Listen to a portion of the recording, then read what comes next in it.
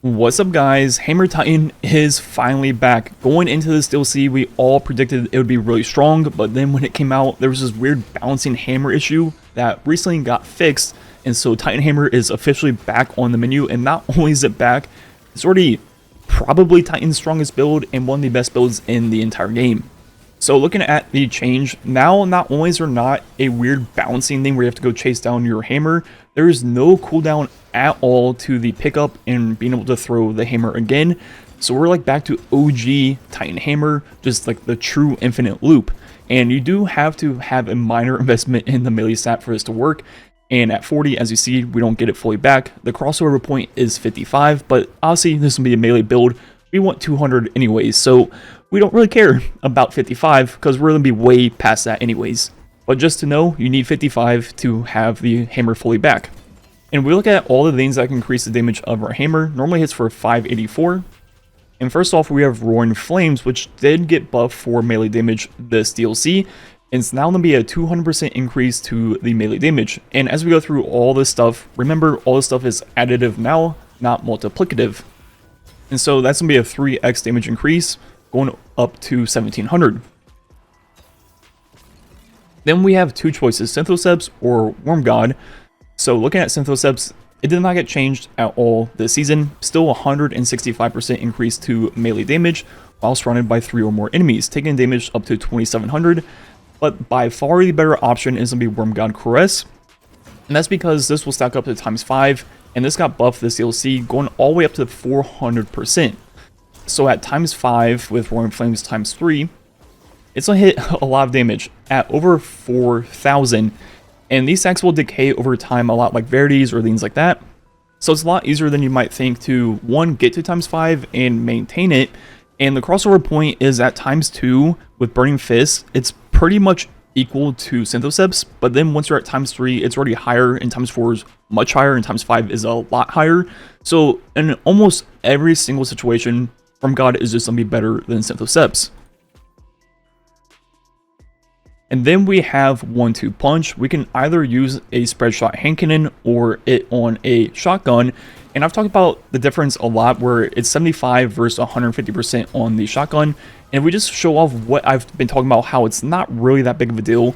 Looking at it with the hand cannon, the damage goes up to 4500.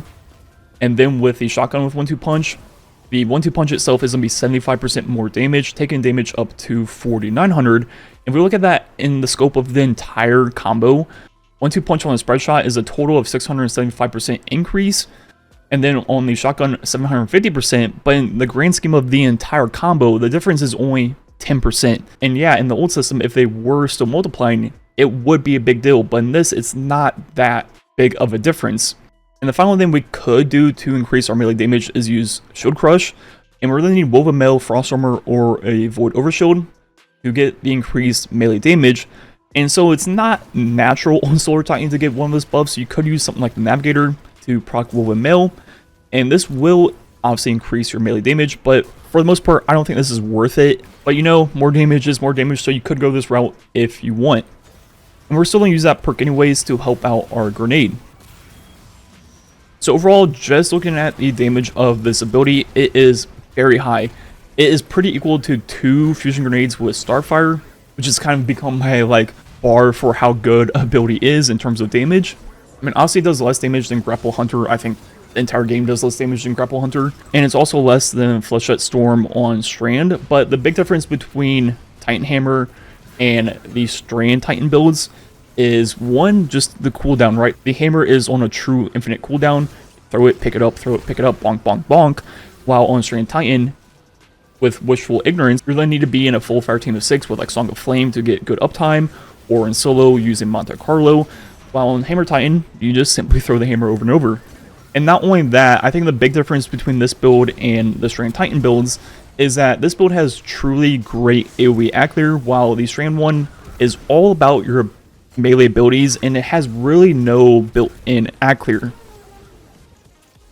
And that's where the rest of the build comes into play. So we have Soul Invictus for the Sunspots, and the Sunspots will spread Scorch, give us better ability recharge rate, and give us Restoration. Then we have Empyrean to extend the duration of Restoration and Radiant.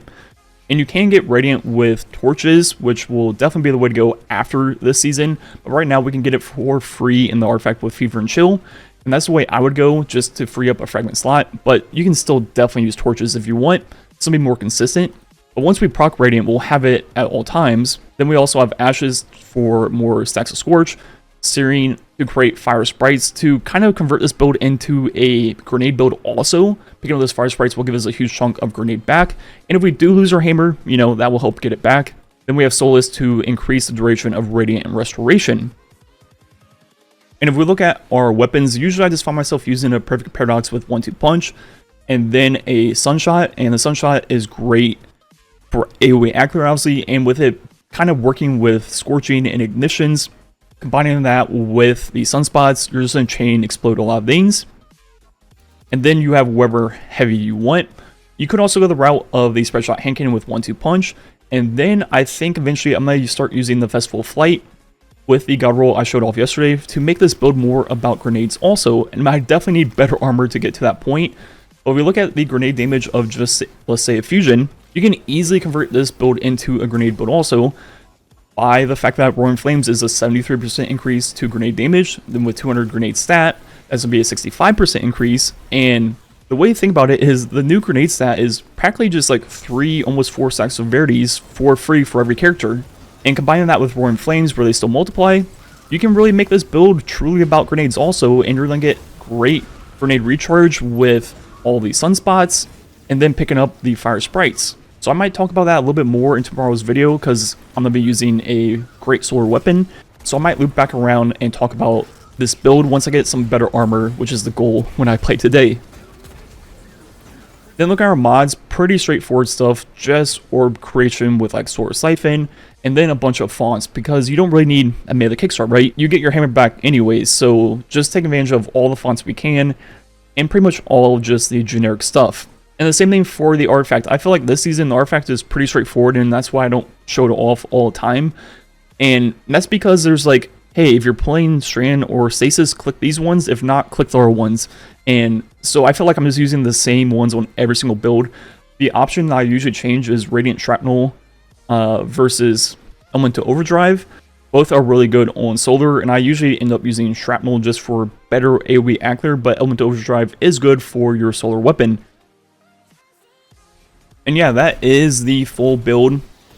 It feels like we're in like OG Hammer Titan territory with the true no cooldown spam of the hammer. And it does enough damage to one-hit champions all the way up to 30 under. At 30 under, you have to now throw 2. I know, crazy, right? And with there being no cooldown at all, I mean, that is no issue. And I think you can 2-hit champions all the way up to 60 under. So there's really no fall off on this build. I was using it to farm the Kepler Loot Cave, which is 50 under with a bunch of majors. And if you haven't done that, those majors will eat like 2 entire mags of a machine gun. Will just kind of stare at you and be like, are you even like trying to kill me? And so for the fact that these hammers can just one-hit them is just wild. And the biggest tip I can give for this build is you don't need to be throwing your hammer at every single Dane. What you can do is just throw the hammer once at a group of ads, and that'll create sunspots, and those sunspots will kill everything else. And then what you can do is just use your base melee. Once you have Roaring Flames active, your base melee counts as a solar melee now, which will not only give you stacks of Roaring Flame and maintain those stacks, it will also get the damage increase of Worm God, maintain high stacks of Worm God, and count for Empyrean to extend the duration of Radiant and Restoration, and create sunspots from the base melee kills. So what I find myself doing is using the hammer once, then use my base melee or my primary weapon to clear out the rest of that group, then move on to the next thing. If you find yourself just trying to throw your hammer at every single thing, you're going to end up missing and having to chase it down. So definitely scale back how much you're throwing your hammer. I know we're on Titan, and you know that might be a lot to think about, but maybe try to throw it a little bit less. Anyways, I think that's going to be it for the video. Definitely try out this build. I will link it down below. Like usual, thanks for watching. Catch you guys next time.